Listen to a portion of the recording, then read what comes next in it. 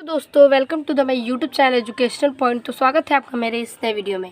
आज हम लेके आए हैं हिंदी कक्षा 12 का यूपी बोर्ड एग्ज़ाम देने वाले जो बच्चे हैं और 90+ टारगेट रखते हैं और तो उनके 2 नंबर आज इस वीडियो में पक्के हो जाएंगे।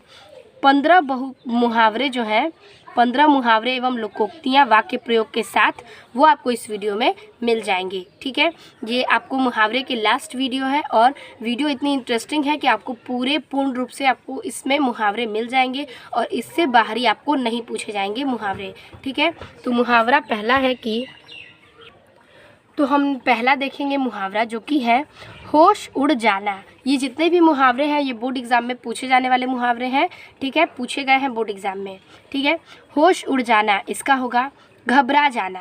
वाक्य प्रयोग में लिखेंगे कि सामने शेर को आता देखकर शिकारी के होश उड़ गए। ठीक है, बहुत ही इजी और बहुत ही छोटे में मैंने आपको बताया है और आपको तुरंत याद हो जाएगा।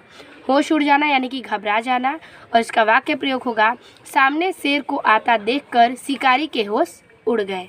ठीक है, ये हो गया आपका पहला।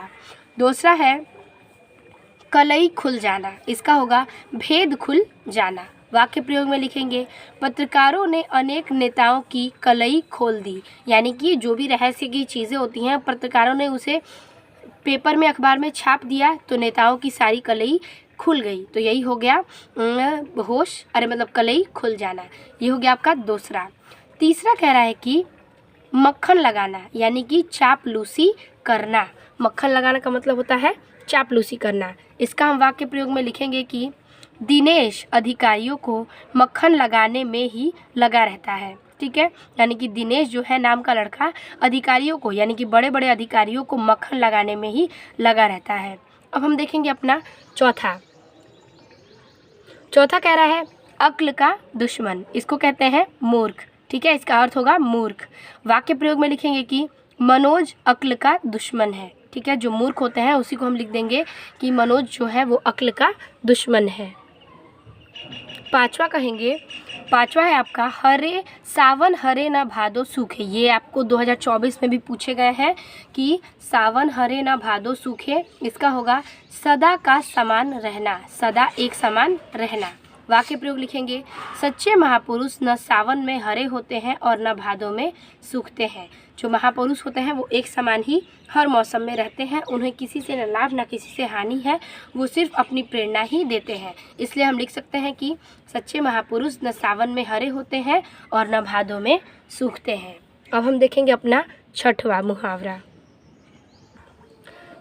मुहावरा है गूलर का फूल होना। इसका होगा अति दुर्लभ होना। ठीक है, गूलर का फूल तो आप जानते ही हैं यानी कि अति दुर्लभ होना। वाक्य प्रयोग में लिखेंगे कि गूलर के फूल के समान तुम 1 वर्ष से दिखाई नहीं दिए हो। ठीक है, गूलर का फूल वर्ष में एक बार आता है, इसलिए कह रहा है कि गूलर के फूल के समान तुम 1 वर्ष से दिखाई नहीं दिए।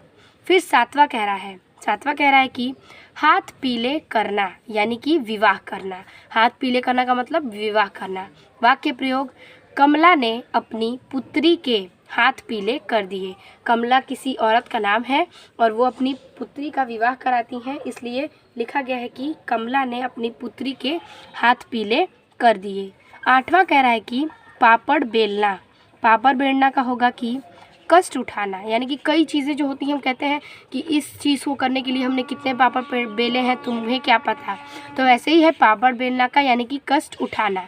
वाक्य प्रयोग में लिखेंगे कि राम को नौकरी पाने के लिए बहुत पापड़ बेलने पड़े। ठीक है, राम अपनी नौकरी को पाने के लिए बहुत से संघर्ष किए हैं, इसलिए उसने बहुत ही पापड़ बेले हैं। हो गया। अब हम देखेंगे अपना 9वां टॉपिक। 9वां कह रहा है कि नाक कटना यानी कि अपमान होना। ठीक है, अपमानित होना यानी कि नाक कटना। किसी कोई कहता है कि तुमने उनके सामने मेरी नाक कटा दी, यानी कि तुमने उनको अपमानित कर दिया। वाक्य प्रयोग में लिखेंगे कि मैच फिक्सिंग से भारतीय क्रिकेट टीम की नाक कट गई, यानी कि मैच की फिक्सिंग से ही भारतीय क्रिकेट टीम जो है उसकी नाक कट जाती है, यानी कि उसका अपमान होता है। ठीक है, अब हम देखेंगे अपना 10वां टॉपिक है चार चांद लगना यानी कि सौंदर्य में वृद्धि होना। ठीक है, चार चांद लगना का मतलब सौंदर्य में वृद्धि होना। वाक्य प्रयोग है शरद पूर्णिमा को ताजमहल की शोभा में 4 चांद लग गए। यानी कि शरद पूर्णिमा को ताजमहल की शोभा में जो है वो 4 चांद लग जाते हैं। ठीक है। 11वां कह रहा है कि प्राण हथेली पर लिए फिरना, इसका होगा जीवन को संकट में डालना। ठीक है। प्राण को हथेली पर लेना यानी कि जीवन को संकट में डालना। वाक्य प्रयोग लिखेंगे, डाकुओं को पकड़ना कोई आसान काम नहीं, वे सदैव प्राण हथेली पर रखकर चलते हैं। यानी कि डाकुओं को अगर हम पकड़ते हैं तो ये बात आसान नहीं है, क्योंकि वो अपनी जान को अपने हथेली पर रखकर चलते हैं और वो पूरा दाव में रहते हैं। तो ये हो गया आपका 11वां मुहावरा, जो कि बहुत ही ईजी है और बहुत ही इम्पॉर्टेंट है। फिर हम देखेंगे अपना 12वां मुहावरा। 12 टॉपिक कह रहा है कि आग में घी डालना। आग में घी डालना का होता है क्रोध भड़काना। कई लोग कहते हैं कि अब तो आग झगड़ा हो गया है तो उसमें आग में घी डालते हैं, यानी कि क्रोध बढ़ जाता है उससे। ठीक है। कोई बात आप बीच में बोल देते हैं तो क्रोध बढ़ जाता है, उसे ही कहते हैं आग में घी डालना। इसका वाक्य प्रयोग लिखेंगे कि परिवार में विघटन देखकर उसने लड़ाई कराकर आग में घी डालने का कार्य किया। ठीक है। परिवार में जो विघटन देखते हैं लोग, लड़ाई देखते हैं, उसे लड़ाई कराकर फिर क्या करते हैं, आग में घी डालने का कार्य करते हैं। फिर है हमारा 13वां प्रश्न। 13वां टॉपिक कह रहा है कि शोले भड़काना, इसका होगा अशांति होना।